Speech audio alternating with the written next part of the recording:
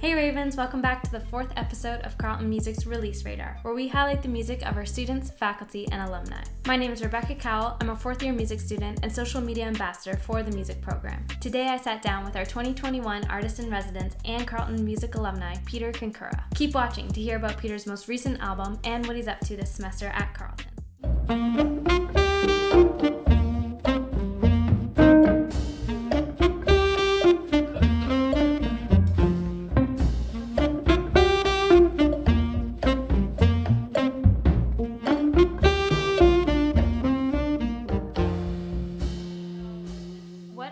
Looking forward to this semester as Artist in Residence? I love working with people, and that's what I'm looking forward to doing the most. I have a class that I'm running called the Creative Process for Musicians and the Roots Ensemble. So those are pretty amazing. You know, I feel like there's a really cool community at Carleton right now. I say right now because I went to school at Carleton as well, and I feel like we had a really nice gang as well when I was there. And just going into these classes and ensembles, I really feel this strong sense of community as well. So it's really a privilege for me to step in and try to be a part of it for a semester. You know, one of the things that I really have tried to do is I really like trying to help people figure out what it is they want and how to get there musically.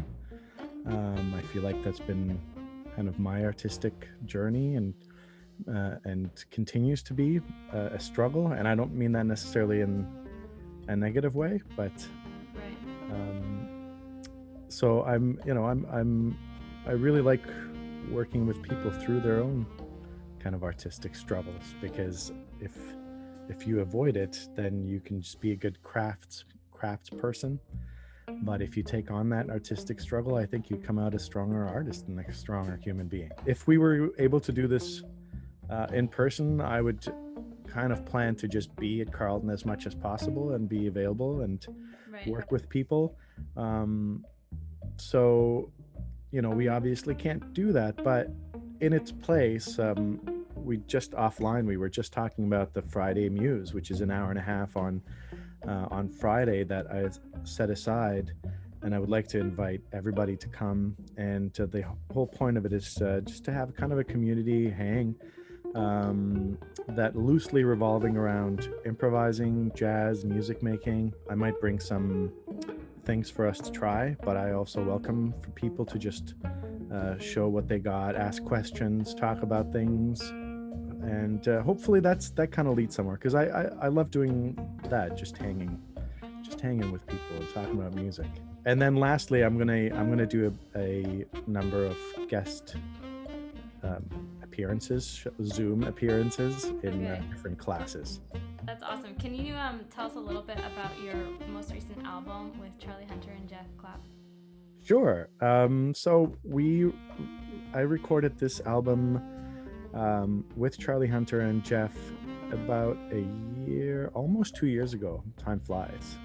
It would have been late May of 2019, and I mean, it's one of my highlights is to get to work with Charlie. He's such an incredible musician. If you don't know Charlie, you need to check him out. He's built a career on playing this thing that's gone through many names as well, but currently when I asked him for the album, what do you want me to put down as the instrument you play, he calls it the Big Six.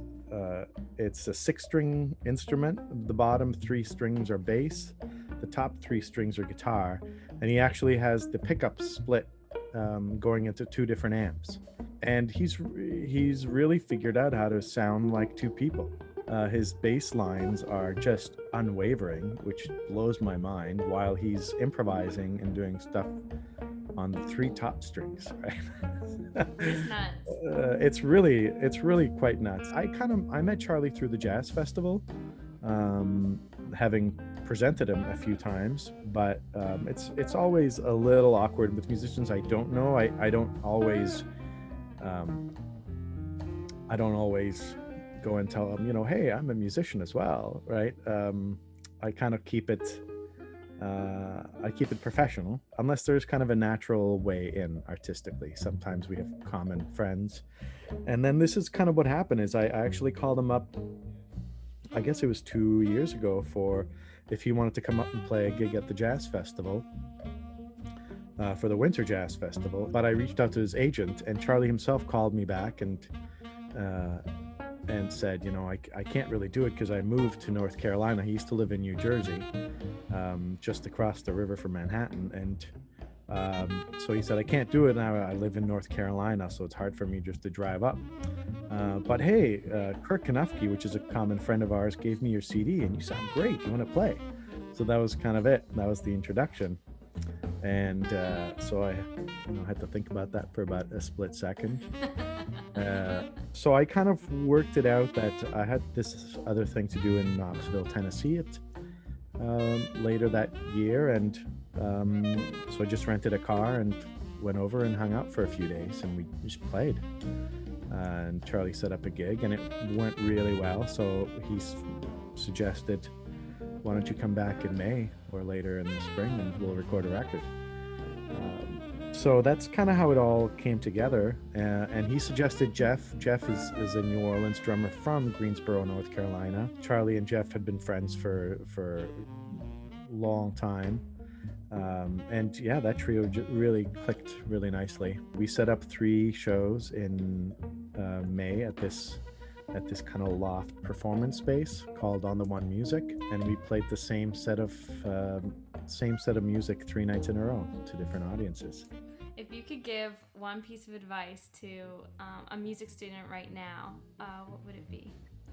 I would say to take on the perspective that you are good enough right now to make inspiring, beautiful music right now. That would be something I wish somebody had directly, or that I believed earlier in my life. If somebody instilled that, the fact that we're all, you're on this journey, you're just gonna keep getting better and better. You don't have to wait till you know giant steps in all 12 keys. You don't have to wait till you know all the Bach inventions or whatever it is that your thing is. You don't have to know till you are at genius level to start to make music. You can actually make music right now with what you have. So that would be my main advice. And additional little advice would be to just keep it light, keep having fun, and keep creating. You have to create a whole lot of garbage to create, to find the gold.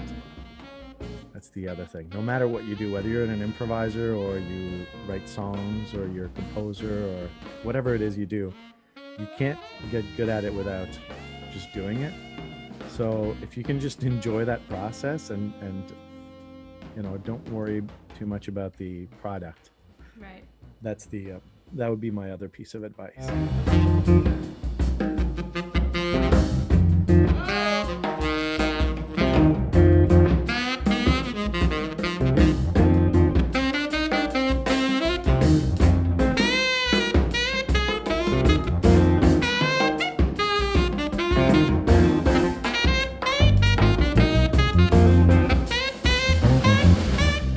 So much for watching Carleton Music's 4th episode of Release Radar. Be sure to like this video and comment down below who you'd like to see featured next on Release Radar.